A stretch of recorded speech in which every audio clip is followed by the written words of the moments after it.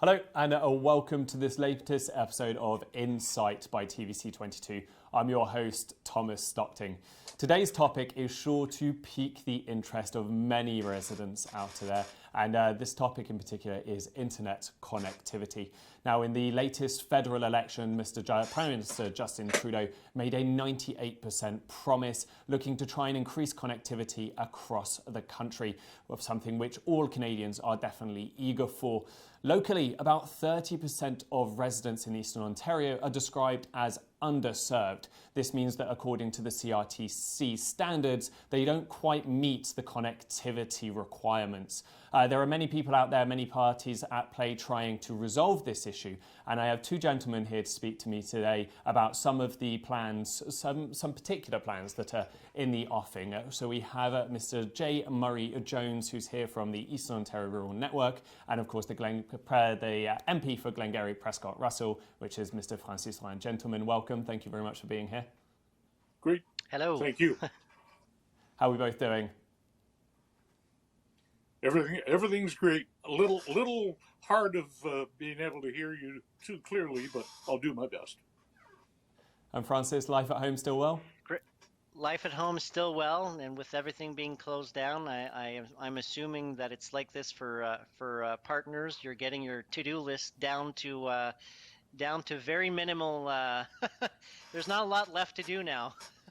Absolutely. Well, you would hope so. With the weather improving, we can start focusing on the things outdoors as well. Unfortunately, as you mentioned there, as everyone is, we're all stuck at home slightly at the moment. The stay-at-home order has been extended into June, and it could even be extended a little bit beyond that. And one of the key things that this pandemic and the amount we've had to work at home has shown is a real lack in some areas of the country over properly fast and reliable internet connections, and that's what we're here to discuss today. Mr. Murray Jones, I'm going to start with you, if you don't mind here. I know that EORN is seeking to get a substantial investment from both the federal and provincial governments, about $200 million each, if I'm correct, for the proposed project you have that's going to total about, again, if I'm right with my numbers here, $1.6 billion. You've said and has been stated in some releases by EORN that this is to make sure that less public money is used for this. So we're using just a little bit of public money to be able to support this project to get it completed quicker, and that's according to the statement. So now, looking at this from before we dive into all the details, your position here would essentially be becoming the middleman between the government's money and their promise to try and deliver good, fast, reliable internet and the companies that are going to implement this. Normally, what would happen is if you want to save costs and if you wanted to speed things up, then you would cut out the middleman. So can you just explain to us this EORN proposal and how you think it's going to benefit the residents of the region? Well, I think people have to understand what the makeup of EORN is. It stands for the Eastern Ontario Regional Network. It's not a business. It's not a corporation. It's made up of taxpayers, basically, out of the Eastern Ontario Wardens Caucus. So we represent all the taxpayers in Eastern Ontario. And EORN was established 10, 11 years ago because Eastern Ontario was not getting appropriate internet service. So our first major project back then built a highway, basically, an internet highway across Eastern Ontario that internet service providers could tap into. And that worked great. And back then we were asking for speeds of 10 up and 1 down, and people said, whoa, you'd never use that much, how nice. But then they invented things like Netflix. And then they started to have a demand from the agricultural community. And all these things started adding up to the point that we're at today that we all need it.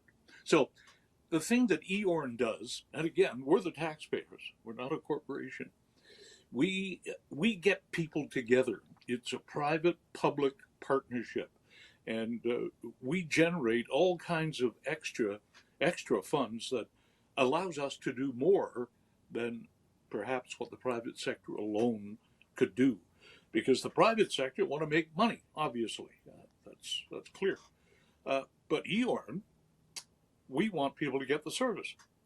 So our 1 Gig project is doing exactly that. And with the help and the support of people like Francis, we're making a very strong case that this is the way to go because we can't waste any more time. We need this service for everybody, up the back roads and in the main cities, everywhere.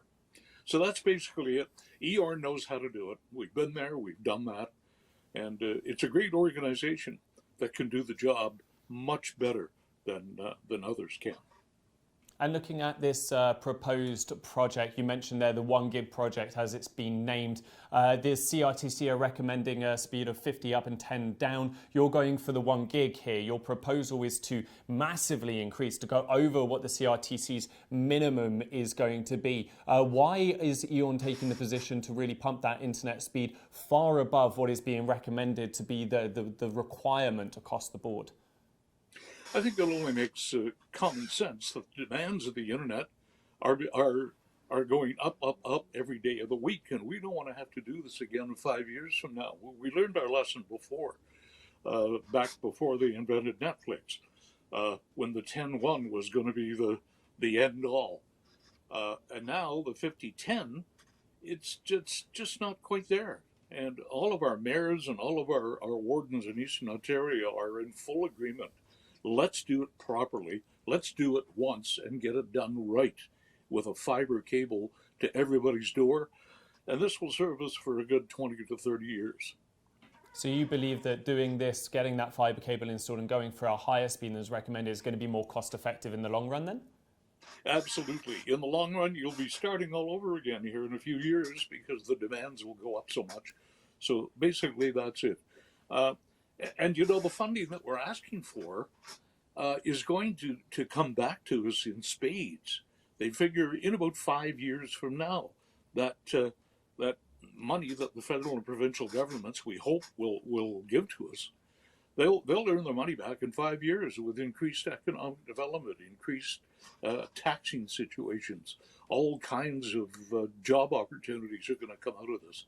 So it's a plus for everybody. And just before I move back on to Francis here, Mr. Murray-Jones, can I just ask, you said in this project, this 1 Gig project aims at providing internet to 95% of the residents of Eastern Ontario. What's happening to the other 5%? Okay, well, I mean, life isn't perfect, as we all know. 95% is a pretty good chunk.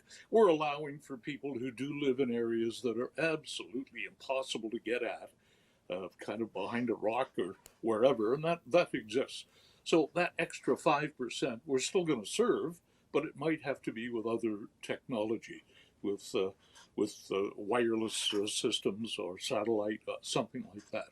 So we're just not in the position to promise 100% coverage. I think that would be silly. But we can certainly offer 95% of the people in Eastern Ontario will get a fiber link right to their house, and the kids can do their homework, and everybody can get with the times. So, well, thank you for that, Mr. Murray-Jones. We'll come back to you in just a second. MP Francis Drouin, Mr. Drouin, first of all, again, thank you very much for being here. I think my first question is really going to be, having listened to this, and I know you've had conversations yourself with EORN and with Mr. Murray-Jones about this anyway, but what do you make of the project? I've been a supporter since day one. I've interacted on many occasions with Jim, David, and Lisa, who work for EORN, and I too believe, like Murray-Jones, you know, we can shoot for 50 mega Mbps and 10 download, but we'll be back at the table in 10 years. So any programs that prioritize laying fiber down. We have to be clear now, nobody's using 1 gig of download today. We know that. But the issue is if we prioritize for wireless technologies, then we know that those are not easily scalable. So as soon as you lay fiber down, you bring it to the home, that technology is scalable. And that's what we have to focus on. And a project like EORN, when there's so many moving pieces, you've got the province that needs to be on board, you've got the feds that need to be on board, you've got the Canada Infrastructure Bank that needs to be on board. So EORN for me is the glue that connects all these pieces together. So at the end of the day, they can connect all residents, or 95% of residents in Eastern Ontario. And well, for the federal side of this, they are, as stated earlier, asking for $200 million from both the federal and provincial government. You being on the federal side, that's a substantial amount of money, and that's just for Eastern Ontario. So how much is really being allocated across the board for internet projects such as this one? And how much really is there in the bank for Eastern Ontario? Is this number too high? I think no. I think it's realistic. And if you look at what Quebec has done, essentially, I think they were investing $450 million, and the federal jumped in with $450 million. So I know there's conversations happening with the province. How they do it, we're not sure yet, but I'm certainly pushing for the EORN model, simply because I know they've done a good job with the first project. They're doing a good job with the cell gap project. That was the other priority that we worked on in the first mandate. So I think, I made a living out of governments saying no and or not saying yes right away. I know that we can make this happen. And at the end of the day, we can have residents connected, because I don't need to tell stories of how, there is a lack of connectivity in our region that everyone knows. Absolutely, and you mentioned there about making a living, making a business out of governments not saying yes immediately for things. We know that this 1 gig project that EORN has been presented for a while now.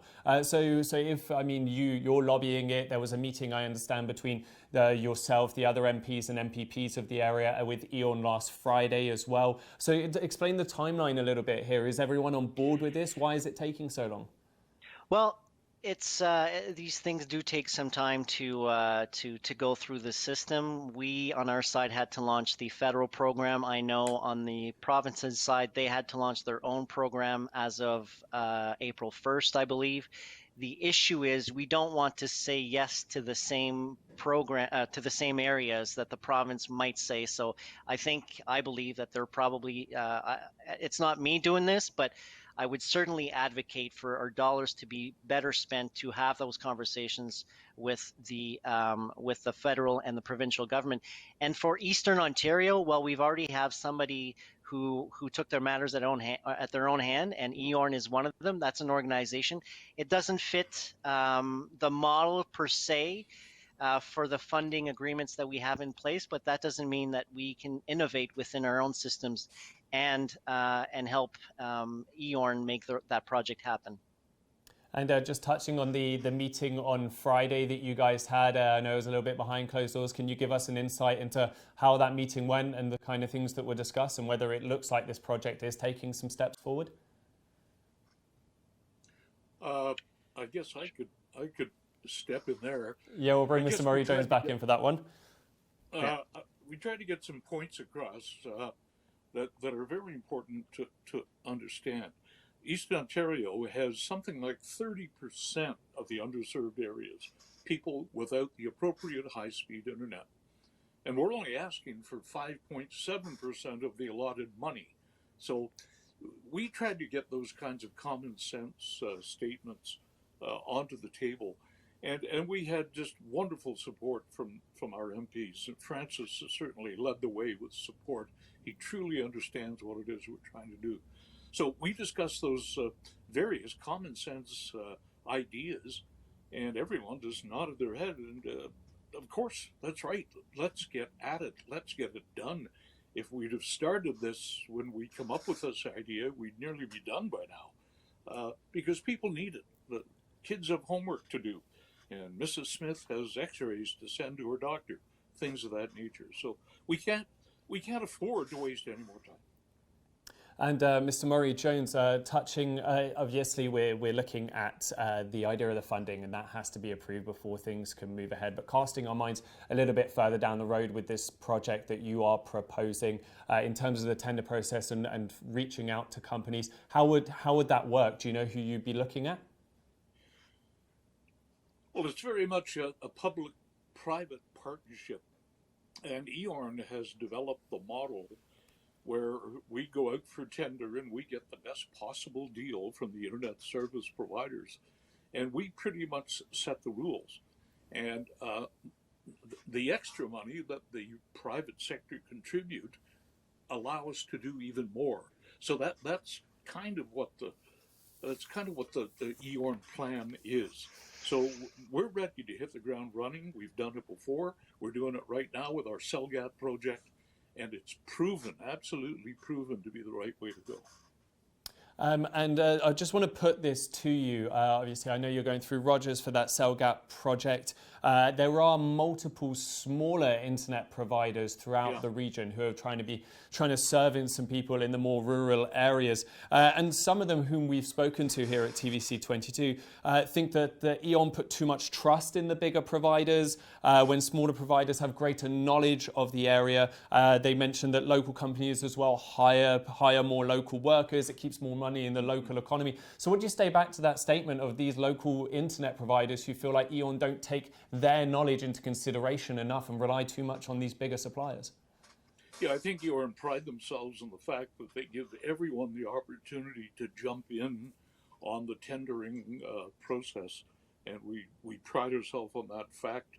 I know our last big project saw all kinds of small internet service providers get a piece of the pie, and we indeed encourage that to happen as the tender process goes out, because every little section of Eastern Ontario is going to be a little bit different, and it's the kind of thing we need everyone in the game. And Francis, I mean, you're someone who has continuously advocated for the smaller businesses, for keeping them afloat, especially during such a hard year. Obviously, the priority here is to get internet out to everyone, to help out everyone. But some of these smaller internet providers, as I just mentioned, they would, with 95% of this coverage being done, they could almost be all taken out of businesses. You'd have businesses that have kept some families connected the whole time. So how big a priority is it to try and focus on these small businesses and working them together in a project like this? Well, I think connecting people is one issue. Ensuring best price is another issue, and competition is extremely important in this domain. And just to go back on what Murray was saying before, the important aspect of the small ISPs play a role. But when they go out to RFP, they want to leverage as many private sector dollars as possible. So you have to come with dollars to the table. And as much as I support small business, but I don't think they would have the capacity to connect all of Eastern Ontario if we're going just through one. Now, I know that EORN has committed to work with small ISPs to make sure, as Murray said, they have a piece of the pie, and they will play an important role in areas where, frankly, even with subsidies, the big guys just don't want to go there. Right, exactly. And I take it, Mr. Murray Jones, that as you say, you are in contact with these smaller providers to try and obviously utilize that knowledge. If we're trying to make sure that we're streamlining things here and doing it in the most cost-effective way as possible, that they are going to be part of this project one way or another. Yeah, I think one of the important things you have to remember about the EORN project is we're committed to serving everyone. We're committed to going down the back roads and going out in the country where no one else is bothering to go. I mean, the big internet service providers, obviously, they're in it to make a profit. That's what business is all about. They want as many homes in a certain area as possible so that it's financially feasible for them to go in that area. But with the EORN proposal, we're saying we want the money here in a pile, and we want to make sure everybody gets it, not just the big cities or the bigger towns.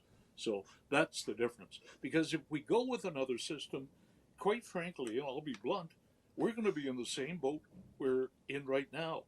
The telephone in Francis's office in 5 years from now is going to be ringing saying, how come I haven't got internet yet? I live in the back roads. Nobody's come to me. Well, EORN will not allow that to happen. That's what we have to remember. We're here to give the service to everyone. And you touched on it a little bit earlier, and I kind of want both of your opinions on this, but I'll start with you, Murray Jones, in terms of this fibre cable you're looking at. I know that to take one very obvious example that's being touted everywhere, and I know a few local residents, including councillors, who are looking to get this put in place. Elon Musk's Starlink, for example, looking to try and provide affordable internet through satellites. Do you see this as the way to go in the future, or do you think there is still very much an importance to have these fibre optic cables? Well, it's still very important. It's by far the best. I think that's been proven. It's got a longevity of 20, 30 years, what have you.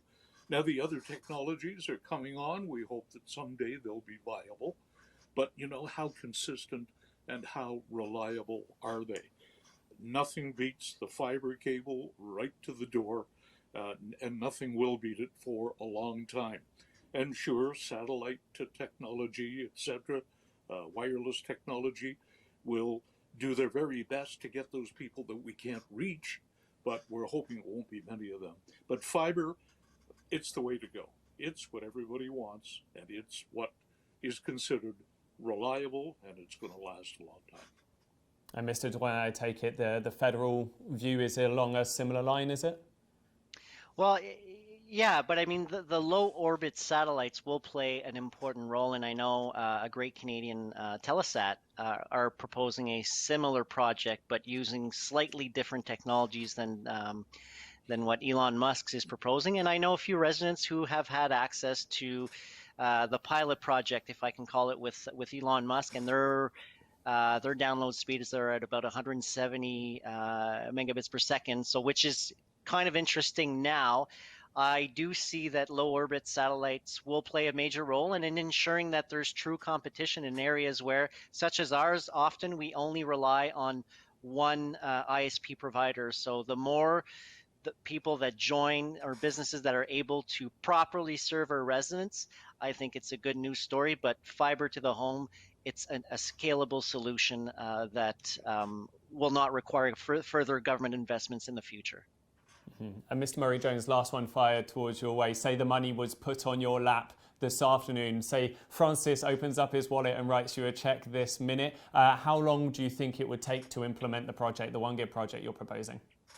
Well, I'd count the moths flying out of his wallet, first of all, but it's not something that can be done overnight. I think we have to realize that. It can't be done overnight. But I can say that EORN has the systems in place, the contacts in place to hit the ground running, and we can start almost immediately. But it's going to take a number of years, obviously, to get all of Eastern Ontario with that wire to their home. But it's going to take a lot longer if we don't get going right now. So some people will start to benefit right away, obviously, but it will be over the course of several years, maybe 5 years before that final wire is in place. But as I said before, if we could have connected when we first started talking about this, we'd be nearly done now. And Mr. Drouin, if we're going to take the assumption that your wallet's going to stay in your pocket this afternoon, what's the next step for the what's the next step for the federal side of things? Do we have a timeline where we can start thinking, okay, in a few months' time, this is going to be brought forward again? Yeah, absolutely. Well, I think, yeah, we want this done sooner rather than later. And I want to re-emphasize and manage expectations with people. I'd be a terrible liar if I was saying, you know, if this project gets funded tomorrow morning, you're going to get better internet access. That's not the point. The point is we know that it has to be built. Even if we gave $6 billion tomorrow morning to everybody to say, build your internet within the next year, there's only X amount of engineers that are available. There's only X amount of people that can do that work, and we don't have all that capacity to build all that in 1 year. So that's, you know, I think you and I, Tom, were talking about a rapid response stream before. We put some dollars there. Even the successful projects in Eastern Ontario, there is still going to be plenty of work for EORN to do and plenty of residents for EORN to serve once they are able to go to RFP. But on the budget side of things, budget's there. We're waiting for the business implementation, the Budget Implementation Act to pass, which has $1 billion more attached to the broadband fund, and we know EORN and I have been in conversation. We've been in conversations over the past year. There's been the new fund that we've announced. Right now, I think it's just a matter of the feds and the province talking to one another to make it happen, and I know these conversations are happening. All right, perfect. Well, Mr. Drouin, Mr. Murray-Jones, thank you very much for joining me today. That's just about all we have time, but we will be back talking about this soon, I'm sure. Thank you very much. Thank you. Important project. Perfect. That was Mr. Murray Jones from EORN and MP Francis Drouin for Glengarry-Prescott-Russel. This has been Thomas Stockton of TVC22 on another episode of Insight. So join us again soon. Thank you for watching.